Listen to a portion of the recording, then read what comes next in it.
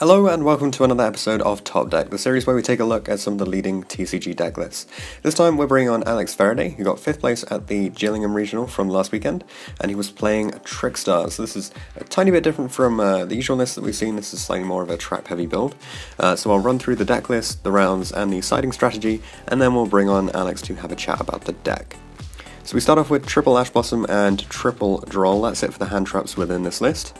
Then triple Candina, one Lilybell, and triple Licorice for the typical engine monsters. And that rounds up the monster count to 13. Then for the spells, triple Cyclone, because spells and traps are so prevalent at the moment, especially in the leading deck lists, which are obviously Pendulum builds and True Draco, so this is very key for those matchups.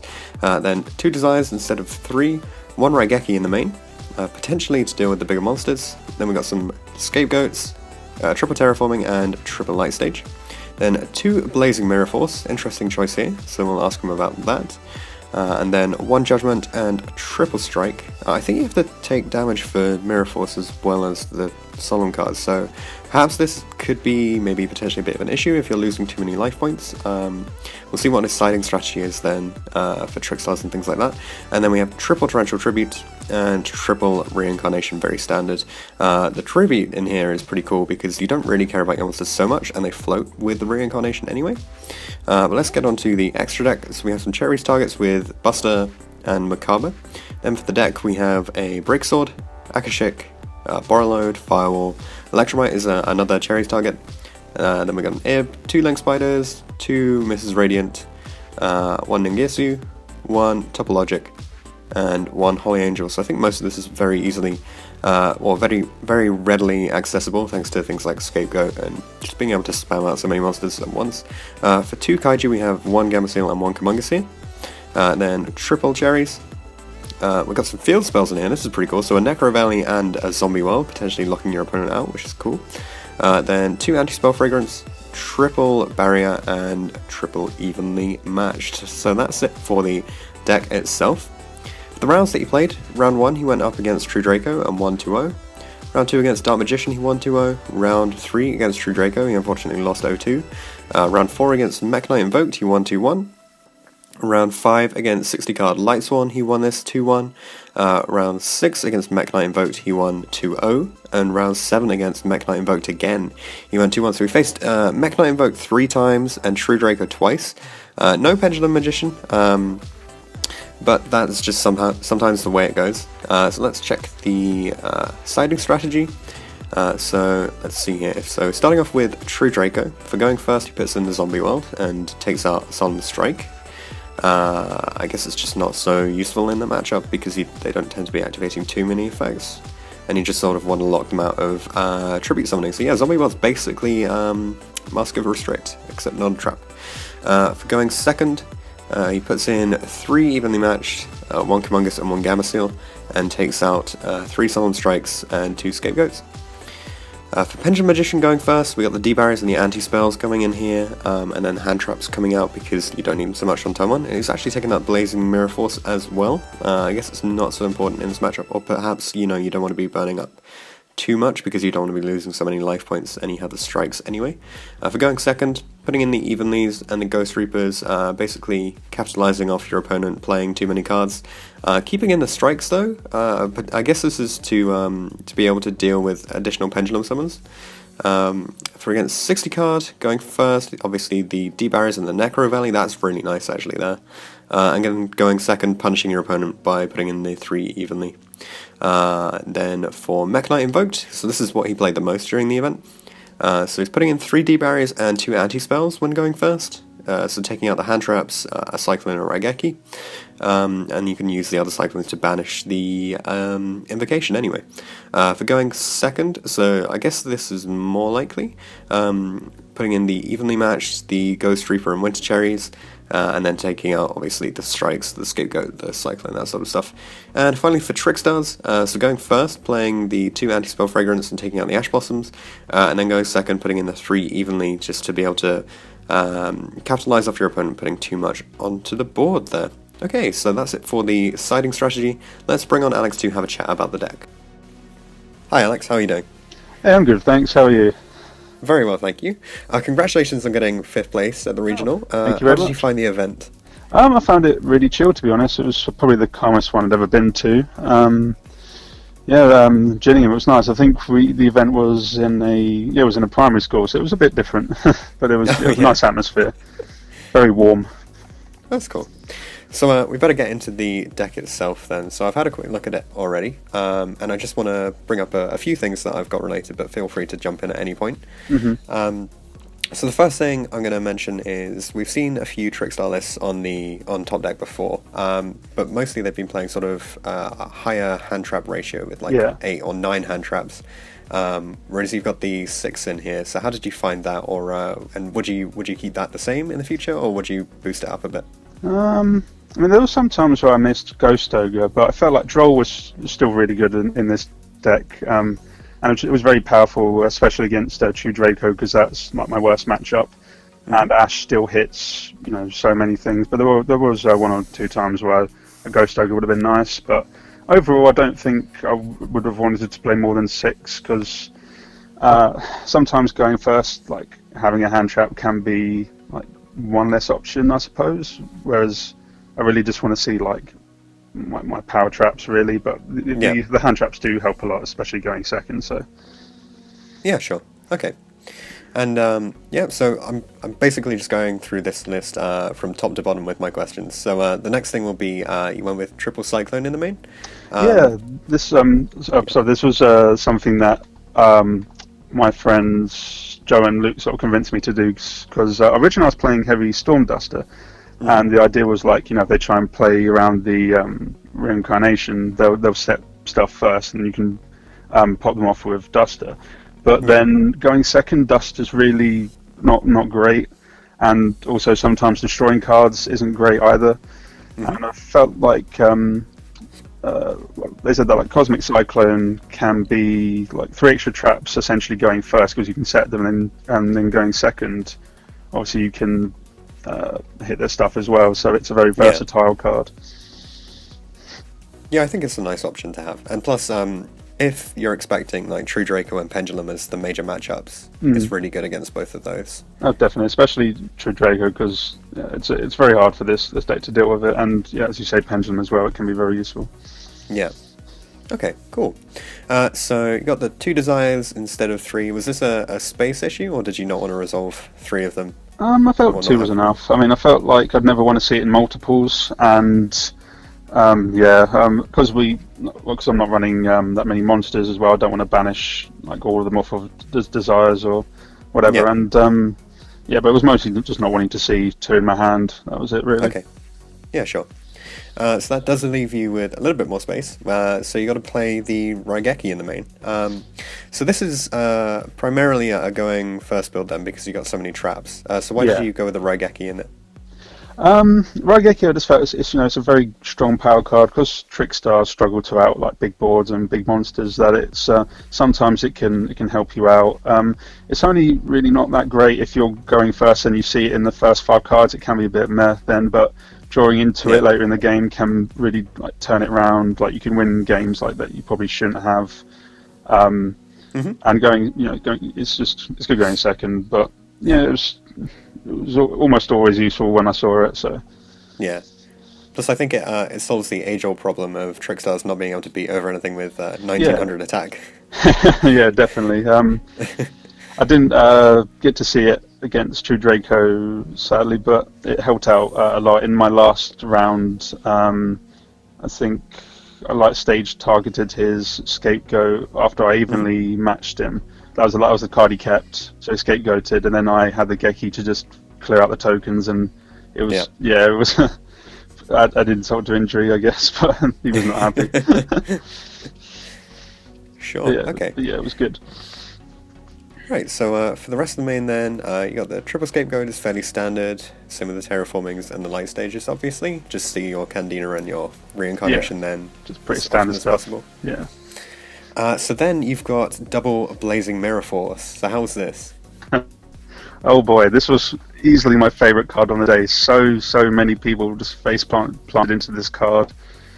I guess they're not really expecting Mirror Forces, like people playing around the reincarnation and strikes and things like that, sure, but they weren't expecting like Force is sort of hitting them in the face. It goes along so nicely with the burn strategy as well, that once they sort of go face first into it, they've reduced to so little life that next turn, like a Candy and a Licorice, is usually just going to finish the job. So it was good. I don't know if I should have played 3 but it was good at 2. I mean, I saw it quite a lot.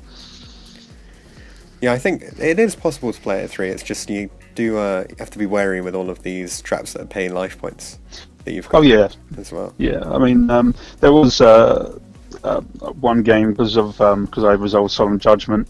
I can then resolve the Blazing to keep me in the game, because I was on exactly enough that Blazing would have killed me. It was like 2,250 life points. So, so with that in mind, I would probably take the Judgment out for another Blazing, or play Warning or something else instead. But yeah, it wasn't too much of a problem. But yeah, it can. The strikes and the Blazings and such can conflict sometimes, but it wasn't too bad. But yeah, okay.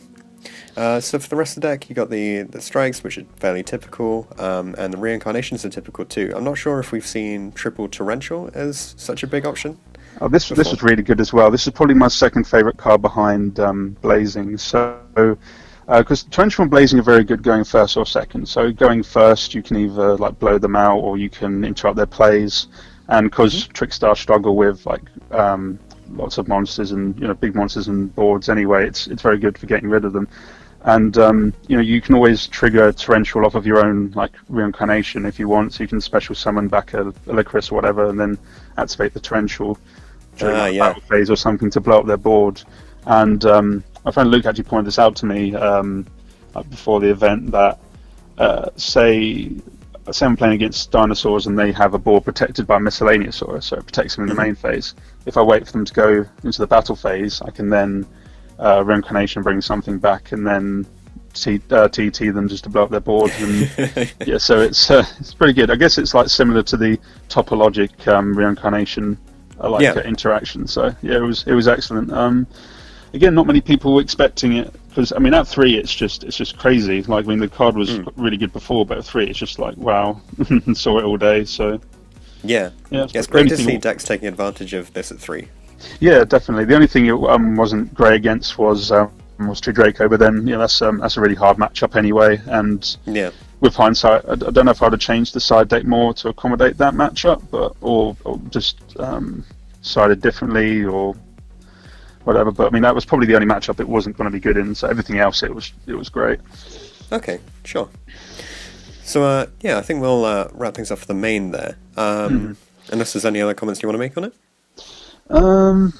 I'd say it's probably similar to the build Dale Hawkes was using when I went to the Huddersfield regional. I've noticed he was playing Trickstars with quite a few traps. I don't know his list exactly, but I noticed I think he was playing things like torrentials, and it seemed like a really good list. But I don't know what it was exactly what he was playing. But there might be some similarities between our two builds. But yeah, so it seemed like an effective strategy. Yeah, sure. I think he also topped I think he got first at the Birmingham regional as well. I'm not sure if he was playing Trickstars then. Yeah, I think he might have been, because he got first place at Huddersfield, and I think he might have been playing the same deck. But Luke Bocus and Joseph Ray helped me out so much with the main deck, and they both topped regionals with Trickstars before, so they were two of the best people to ask, and they taught me a lot of the interactions that I hadn't really considered before. So on the day, I was kind of good to go. Yeah, that's really good. But yeah, that's about it on the main, really. Yeah, sure. Okay, so we'll take a quick look at the extra next then. Okay. So obviously you've got the Cherries targets with the Buster and the Macabre. Did you think that the Electromite as well? Yeah. Do you think that this covers pretty much everything you're expecting to see? Do you don't really need one against a Dante or anything? I wasn't really expecting BA, to be honest. I mean, once Cherubini, is it? Once that comes out, then perhaps. But I wasn't really expecting it, to be honest. And I was quite taxed for space as it was, so I just thought, ABC, and ABC's quite hard. Pendulum's going to be quite prevalent, so. And Mecha, I think lots of people are playing Mech Knight Mech Knight lately, so it's definitely definitely one to put in, I think. Unfortunately, I didn't actually see cherries any of the times I sided in, so I couldn't really judge how good it was. I never played against Pendulum or ABC. I only played against Invoked out of the extra deck cards I put in there for it, and I didn't see cherries. So, I guess in theory it's pretty solid, but I think it'd be pretty good if it comes up, if you can see it. Definitely, it would have been nice to have seen how it had done, but not complaining about not playing against pendulums. Yeah, you still won all the Invoke matches anyway, so it doesn't really matter too much. Cool. So the rest of the extra, I think mostly this is fairly standard from what we've seen before. Obviously, you've got the Akashik, which you can make fairly easily. The Borrowload, outs problems. Fire, what does it say? Does the combo? Did you ever actually manage to resolve the Firewall infinite attack combo? What's really fun is that I think I only summoned about 7 different monsters from the extra deck. I think I summoned the Missus, the Link Spider, the Ningirasu, the Ib, the Borrowload, and the Breaksword like all the time. But I didn't summon like the Angel, the Bomber Dragon, or the Akashik or the Firewall. And I didn't get to reveal any of the cherries targets, so only about half of my extra deck got used, which is pretty funny. But Breaksword was probably the best one in there on the day. Okay, sure. That's quite... Yeah, I think it's a nice option to have for just outing those one problems that you need to get rid of. I think one game I used Breaksword to target my face-down Cosmic in one of their cards, and then I chained the Cosmic to get rid of another one of their cards. Cool. Were there any, post-event, are there any changes that you think you'd make to the extra? Was there anything that you felt was missing and you'd like to have? I was considering using Seraphinite as a cherries target, but then they can do so much without Seraphinite anyway that it felt like maybe it won't do enough. But I guess, since I didn't play against ABC, I mean, I probably would have played Seraphinite with hindsight, but then I couldn't possibly have known that. So, I think ABC was probably would have been a harder matchup if I'd played against it, but I didn't see any there. Yeah, okay. Sure. So that's about it, really. Alright, in which case, we'll head on to the side then. So you've got the 2 Kaiju. Both of them, the weaker ones, so you can actually be able to beat over them, is quite good. Yeah. And then obviously the cherries, which you said, unfortunately never came up because you didn't go into it. But... it would have been nice, but I think the theory was pretty solid, so... Yeah. And one of the major things here that you've got, which we don't always see, is the 2 field spells, so Necro Valley and Zombie World. So do you want to talk briefly about these, or...? So, I went with the field spell ideas because I'm already running triple terraforming in the deck anyway, so siding them in is pretty much like playing 4 copies of them. Necro Valley is very good for the Light Swarm matchup, which can be difficult because they can put a lot of bodies on the board, and what Trickstar find hard to deal with, and Necro Valley can slow them down. It stops them from bringing snow out, and it just grinds them to a halt, really. I didn't get to see it in the one Light Swarm matchup I did play, but the guy I spoke to afterwards said that if I had been able to see it, that he would have been like in a whole mess of trouble. So yeah, the idea is like just to do usual Candina play, and if you have like a spare terraforming or just a way to get to it, then it can be good to play after you've set up. So, and it can stop your own reincarnations, but I mean, if I really need to get rid of it, I could always just swap it out for another light stage or something like that. So, it would have been nice to see that, to see how good it would have been, but sadly I didn't. I did see Zombie World though, which I sided against True Draco. I only saw it the once, and sadly it was in my only loss to to Alex, who finished 2nd place. So I started that in going first game too, and I sadly didn't open any starter cards, so all it did was really stall me for a turn, but from that point onwards I couldn't resolve any effects that would have added like Candina into my hand or whatever, so I was kind of fighting a losing battle after that. With hindsight, I would have sided in Anti-Spell going first along with Zombie World against True Draco, because their way to get rid of it would be to diagram pop a set True Draco spell to pop it, but with anti-spell they'd have to set the field spell first, obviously, so that's something I didn't really consider at the time, but with hindsight I probably should have done. Yeah, sure. So I guess it did its job in a sense that it stalled a couple of turns, but I wasn't able to capitalize on it. But in theory it was, and somewhat in practice it was good. Okay. I mean, the rest of the hand was letting me down. Right, but it was a hard matchup anyway, and he was a very good player, so there wasn't too much I could have done, and who knows what would have happened game 3. So yeah, sure. Okay. Yeah. So for the rest of the side deck then, mostly it's fairly standard stuff. Are there any shout-outs that you'd like to make? Oh yeah, I've got a few. So shout-outs to Luke and Joe for helping me with the deck, having to teach me some of the interactions, and for lending me a few of the cards. Joe lent me 3 evenly matched, and Luke lent me some of the extra deck cards like Firewall and Topologic. And congrats to Luke representing Team Shift and getting 6th place at the same regional with Zexel. So it was a good performance by him, and congrats to Callum Hinchcliffe for getting 3rd place with True Draco. So he was representing Team Harlequin. So shouts to those guys as well. Cool. Shouts to my friend Tyler for driving us to Gillingham and back on no sleep. He'd been up for 29 hours by the time we got home, because he just finished a night shift by the time he picked us up to take us there, so he's an absolute legend. Shout out to the CDA, which is my locals in Huntingdon. They've been my family for the last 3 years, and they're all great guys, and if anybody's in the Cambridgeshire sort of area wants to come down and play, then we're at the George Hotel in Huntingdon every Wednesday evening. Shout outs to my family and friends who supported me, and thank you very much, Joe, for letting me feature my deck on the channel. Oh, that's quite alright. We're very happy to have you on. Always glad to take on new top decks, and especially ones that have, the sort of interesting text that you're bringing with the Blazing Mirror Force in the main, and you got the field spells on the side. It's a cool variation on the typical Trickstar list, which is always nice to see. Yeah, it was a lot of fun to play. Yeah, great. Well, are there any other comments that you'd like to make on the deck itself? Not sure, to be honest. I mean, I'm not sure how it will evolve going forward into Flood, but I'll probably tinker around with it and see how it goes. Maybe the Blazings will stay in. I hope they do, because they were great. Every time I resolved it, I couldn't help but smile.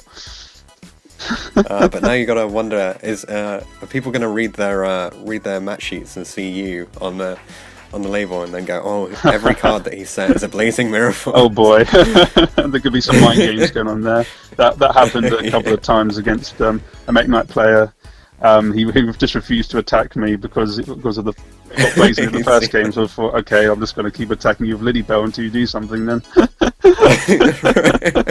So who knows? But yeah. Yeah, sure. Well, it's been great having you on, and good luck in future events. Oh, thank you very much. It's been a pleasure. And yeah, hopefully we'll see you again on the series. Yeah, I'd love to be on again. Thanks for watching this episode of Top Deck. If you have any comments or suggestions that you would like to make, leave them in the comment section down below. Check out the description for details of how you can get involved in this series. You can enter by voice interview, or instead you could just send all of your information over Facebook Messenger. Anything like that will be absolutely fine. If you want to see anything in particular from the upcoming series, then be sure to get in touch, and I'll see you guys in the next video.